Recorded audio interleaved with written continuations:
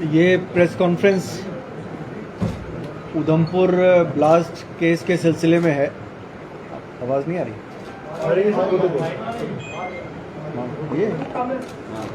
ये ऑन करना पड़ेगा सर। ये जो प्रेस कॉन्फ्रेंस है ये उधमपुर ब्लास्ट केस के सिलसिले में है, जो कि 9 मार्च को हुआ था। सलाथिया चौक पे ये इंसिडेंट हुआ था जिसमें 17 लोग इंजर्ड हुए थे और एक की डेथ हुई थी। इस केस के सिलसिले में पिछले 2.5 महीने से लगातार उधमपुर डिस्ट्रिक्ट पुलिस की टीम जो है काम कर रही थी, जिसमें SHO, SDPO, additional SP, SP और DIG साहब, ये पूरी टीम लगातार इस केस के पीछे लगी रही। और इसके बाद आखिरकार में ये हमें कामयाबी मिली, जिसमें सबसे पहले हमने मोहम्मद रमज़ान, जो कि नील का रहने वाला है, नील बनिहाल का रहने वाला है, उसको गिरफ्तार किया। इसकी गिरफ्तारी से ये पता चला कि ये लगातार पाकिस्तान में खुबैब नाम के लश्कर के आतंकवादी के साथ टच में था।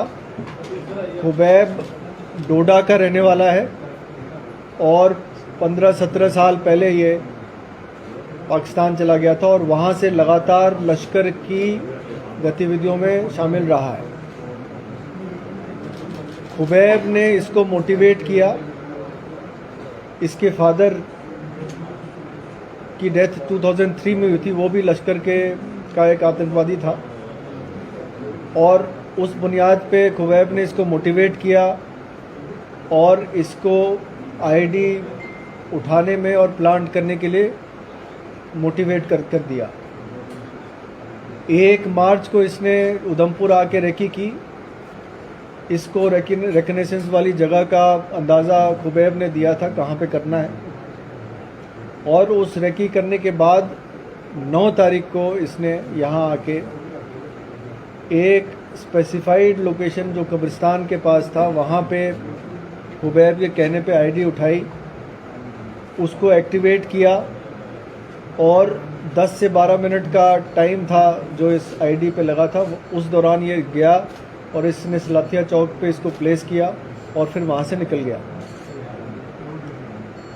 इस काम को करने के लिए ना सिर्फ ये सेल्फ मोटिवेटेड था, बल्कि इसको पैसे की भी प्रॉमिस की गई थी खुबैब के द्वारा, और कुछ दिन बाद इसके अकाउंट में 30,000 रुपये डिपॉजिट हुए। तफ्तीश के दौरान हमने उस 30,000 रुपये जिस शख्स ने डिपॉजिट किए थे उसको भी आइडेंटिफाई किया और उसको भी गिरफ्तार किया। इसका नाम है खुर्शीद अहमद। ये देसा का रहने वाला है, देसा डोडा का, और इसने भी ये माना है कि खुबैब नाम के ही लश्कर के आतंकवादी ने इसको पैसे देने के लिए कहा था। जो पहले जो आतंकवादी जिसको अभी गिरफ्तार किया गया, जिसका नाम मोहम्मद रमज़ान है, उसको पैसे देने के लिए खुबैब ने इसको कहा था और इसने उसको उसके बैंक अकाउंट में पैसे जमा कराए थे। ये भी लश्कर से इस तरह से जुड़ा है कि इसका जो ब्रदर इन लॉ है ये लश्कर का आतंकी रहा है पहले, और अब जाके वो पाकिस्तान में सेटल्ड है और लश्कर की गतिविधियों में वो भी शामिल है। इसके ब्रदर इन लॉ का नाम है बिलाल अहमद, और ये तकरीबन 2002 में यहाँ से एक्सपेट्रिएट करके पाकिस्तान गया था और वहाँ से तब से लश्कर से जुड़ा रहा है। इसी कड़ी में खुबैब की जो मॉड्यूल है जो यहाँ पे काम कर रही है, उसमें एक और शख्स जिसका नाम है निसार अहमद खान, ये भद्रवाह का रहने वाला है, इसको भी गिरफ्तार किया गया है। और इसने अपनी पूछताछ में ये भी बताया कि वो खुबैब के साथ मोबाइल के ज़रिए, सोशल मीडिया ऐप के ज़रिए टच में था, और इसने दिसंबर और जनवरी में कुछ आईडीज़ बेलीचराना के इलाके से ले जाके डोडा में किसी को हैंडओवर किए थे। तो ये 3 गिरफ्तारियां हुई हैं इस केस के सिलसिले में, तफ्तीश अभी रवा है और इस केस में मज़ीद 2 आईईडीज़ जो है, जो छोटे वाले मैग्नेटिक बॉम्ब्स हैं, जो जिसको स्टिकी बॉम्ब भी आप कहते हैं, इसको भी रिकवर किया गया इनके डिस्क्लोजर पे।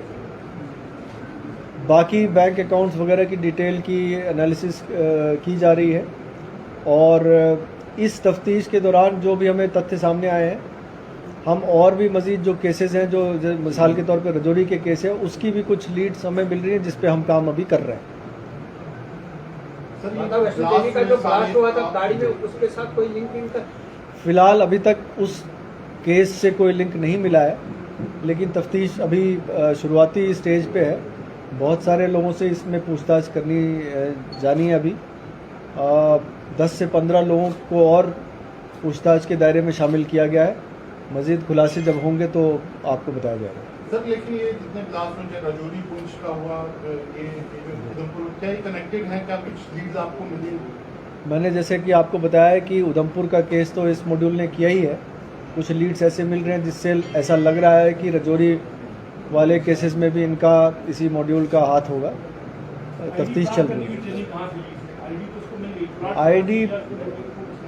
आईडी प्लांट करने में बहुत बड़ी ट्रेनिंग की ज़रूरत नहीं है।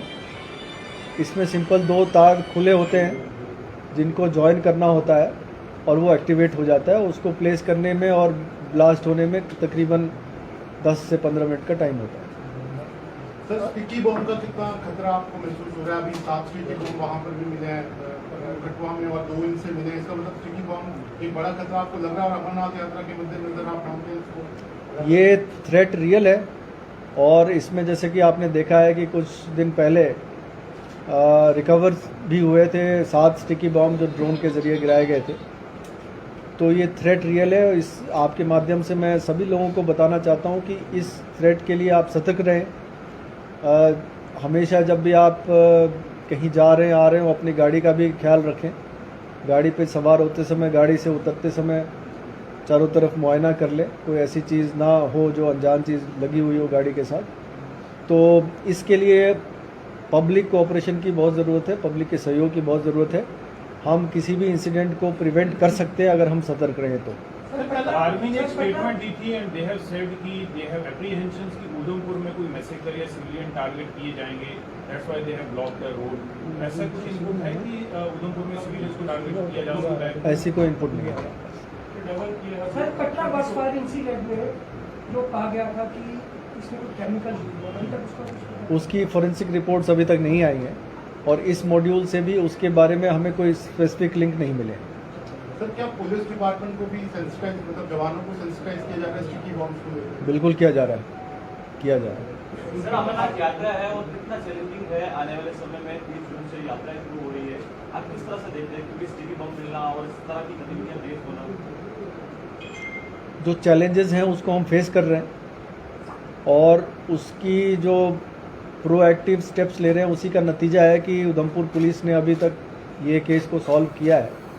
हमने कोई भी दिन रात ऐसा टाइम नहीं छोड़ा जिसमें कि हम मेहनत ना कर रहे हो किसी पर्टिकुलर केस को सॉल्व करने के लिए। चैलेंजेस हैं लेकिन हम पूरी तरह से सतर्क हैं। हम किसी भी अप्रिय घटना को रोकने में कामयाब रहेंगे, ये हम कह सकते हैं। आपको लगता है जम्मू में भी हाइब्रिड इंटेलिजेंस का कुछ खतरा हो सकता है जम्मू डिवीजन में? ऐसा कुछ स्पेसिफिक इंसिडेंट सामने नहीं आया है, लेकिन आप ये जैसे इस बार मैंने बताया कि लश्कर, अगर आप देखेंगे कि ये तीनों लोग जो गिरफ्तार हुए हैं ये लश्कर से कहीं ना कहीं किसी ना किसी तरीके से जुड़े रहे हैं और पार भी जो आतंकवादी है वो भी लश्कर से जुड़ा रहा है। चाहे वो नाम किसी का भी दे दें, TRF दे दें, PAFF दे दें, JKFF दे दें, ये बैकग्राउंड पे सारा काम लश्कर की तरफ से हो रहा है। उधमपुर में कोहली मांगनी एरिया को डाइवर्ट किया है, कल इशू भी हुआ था, वहाँ पे काफी लोगों ने प्रोटेस्ट किया था। कैसा थ्रेट परसेप्शन है आर्मी की तरफ से इस रूट को डाइवर्ट किया है? रोड बंद किया? आर्मी अपनी एक्सरसाइजेस करती रहती हैं, कुछ इंडिपेंडेंटली भी करती हैं, तो उसके बारे में मुझे जानकारी नहीं है। अभी स्पेसिफिक कोई थ्रेट उस तरफ की नहीं है। सर, जैसे आपने कहा कि डोडा डिस्ट्रिक्ट में ये जो पकड़े गए हैं लोग, तो डोडा डिस्ट्रिक्ट में वो भी इंसिडेंट हुआ है, तो वहाँ पे क्या लगता है कि लश्कर जो है वो इन्वाइट करने की कोशिश कर रहा है, तो कैसे डील किया जा रहा है? ये पहले भी करीब पिछले 1-2 साल में कई सारे मॉड्यूल्स बस्ट हुए हैं। एक टेरर फाइनेंसिंग का मॉड्यूल आपको याद होगा 1.5 साल पहले बस्ट हुआ था। इसी तरह से एक आईडी भी रिकवर हुई थी डोडा में। इसी तरह से एक ग्रेनेड ब्लास्ट हुआ था, उसको भी सॉल्व किया गया था। तो इन सब में कोशिश तो इन आतंकी संगठनों की है कि इस तरह के एरियाज जो हैं, जो अभी जहाँ आतंकवाद ख़त्म होने पे आया है, वहाँ पे रिवाइव करने की कोशिश की। लेकिन अभी तक हमने काफ़ी इस पे प्रोएक्टिव स्टेप्स लिए हैं, जिसमें हमने काफ़ी आतंकियों को गिरफ्तार भी किया। सर जो सूचना ऐप में एक टेलीग्राम का सोशल मीडिया का लिंक आया था, क्या इन तीनों आतंकियों का भी कुछ लिंक तो नहीं था सोशल मीडिया का यूज़ कर रहे थे? सोशल जी ज़रूर, ये सभी आतंकी सोशल मीडिया के ज़रिए ही खुबैब के साथ जुड़े हुए थे। तो सुंजवा के साथ इसकी लिंक कोई ऐसी इस्टेब्लिश नहीं हुई है, लेकिन